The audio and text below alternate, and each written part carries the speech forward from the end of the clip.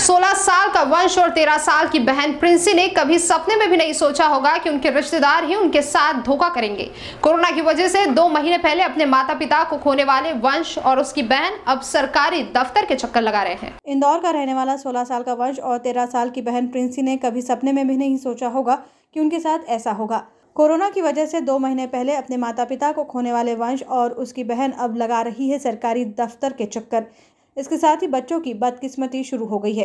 पालदा स्थित अपने ही घर में बच्चे नहीं रह पा रहे हैं। दादी के इलाज के खर्च के नाम पर रिश्तेदारों ने मकान का सौदा कर दिया। पिता की छावनी स्थित दुकान का ताला तोड़कर नकदी दस्तावेज भी ले गए। पढ़ाई लिखाई और खेलने की उम्र में भाई बहन को अफसरों के चक्कर लगाना पड़ रहे हैं। माता पिता की मौत के बाद जब मकान का सौदा होने लगा तो वंश और प्रिंसी के साथ परिवार वालों ने इसका विरोध किया, पर सुनने वाला कोई नहीं था। 1 करोड़ का मकान 40 लाख रुपए में बेच दिया। जब बच्चे सब जगह से हार गए तो फिर पहुंचे कलेक्टर के पास। कलेक्टर मनीष सिंह से मिलने के बाद कलेक्टर से रहा नहीं गया और उन्होंने बच्चों को आश्वासन दिया कि उनके साथ न्याय होगा। कलेक्टर ने एसडीएम को मकान न बिके इसकी जांच भी सौंपी, लेकिन दादी को विश्वास में लेकर मकान का सौदा हो गया। बच्चों के पास अब अपना कुछ भी नहीं बचा। कभी मामा तो कभी किसी अन्य रिश्तेदार के पास रहकर गुजर बसर कर रहे हैं। मेरे मम्मी पापा शांत हो गए थे। 14 अप्रैल को पापा शांत हुए थे। 20 तारीख को मम्मी शांत हुई थी कोरोना से। तो सर हम 17 तारीख को सर इंदौर आए थे। दादी की भी तबीयत ख़राब थी। दादी का भी हमने इलाज कराया और इंदौर आए थे। दादी का इलाज वहाँ चल रहा था तो भी दादी इंदौर आ गई हमारे साथ। तो हम लाए और जैसे दादी ने कुछ फ़ोन पे बातचीत करके दादी उनकी बहन के साथ चली गई। और दादी फिर 2-3 दिन में फिर जाके जैसे मेरी मम्मी की शांत हो गई थी 20 को, तो फिर दादी लॉकर खोल लिया। दादी ने 23-24 तारीख को दादी ने लॉकर खोल लिया।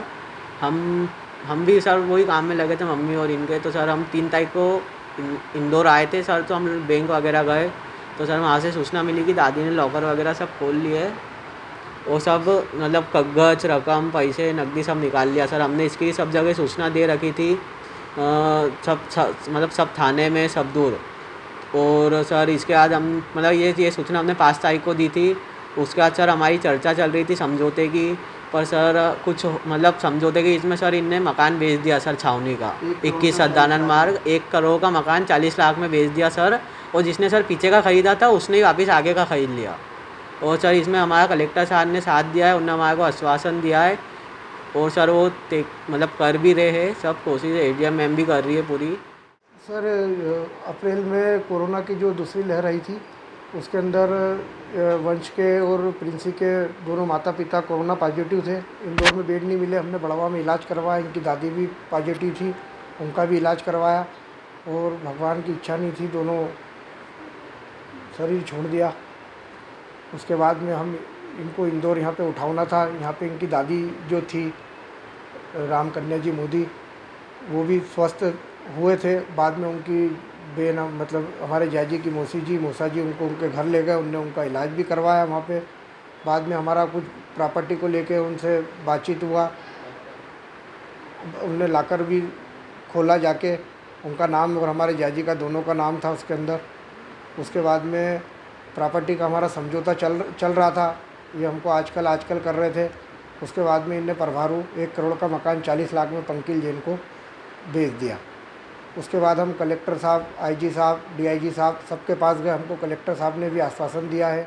कलेक्टर मनीष सिंह ने बताया कि हम बच्चों की पूरी मदद करेंगे। वंश और प्रिंसी मिलने आए थे। मकान दादी और पिता के नाम पर है। बच्चों को उनका पूरा हक मिलेगा। हम उनके साथ हैं। मकान की बिक्री ना हो पाए इसकी पुख्ता व्यवस्था की गई है। दोषियों पर कार्रवाई होगी। मुख्यमंत्री जी योजना में दोनों बच्चों के खाते खुल गए हैं। उन्हें 5,000 रुपये हर महीने मिलेंगे। साथ ही दोनों बच्चों की पढ़ाई का खर्चा भी सरकार उठाएगी। हमने मकान बिक्री पर रोक लगा दी है। साथ ही धारा 145 की कार्रवाई भी की जा रही है। जिसने मकान खरीदा उसकी जांच भी की जा रही है। मासूमों को न्याय मिलेगा। 1 करोड़ का मकान 40 लाख में लिया है, उसकी जांच कर रहे हैं। अगर खरीदने वाला इंसानियत नहीं रख रहा है तो हम कानून का सहारा लेंगे और जो भी संभव कार्रवाई होगी वह करेंगे। देखिए, माननीय मुख्यमंत्री जी ने ऐसे ही बच्चों के लिए जिनके दोनों माता पिता चले गए हैं, उनके लिए माननीय मुख्यमंत्री जी ने योजना जो बनाई है उसी के तहत काम हो रहा था। इनको दोनों के खाते अलग अलग खुल गए हैं बच्चों के। उनको 5-5 हज़ार रुपये महीना मिलेगा। इनको अनाज इनको मिलने वाला है और इनकी जो पढ़ाई वढ़ाई है सबकी सुरक्षा हम लोग करने वाले हैं उसमें। और बाकी जो इनके इंटरेस्ट हैं ये प्रॉपर्टी के, उस फ्रंट को भी हम लोग देख रहे हैं। और दादी से भी एसडीएम विशाखा देशमुख देख रही हैं वहाँ दादी ने जो किया है उसको भी हम लोग सुधार कर रहे हैं कि उसमें बच्चों का भी थोड़ा हित संरक्षित रह जाए उसमें।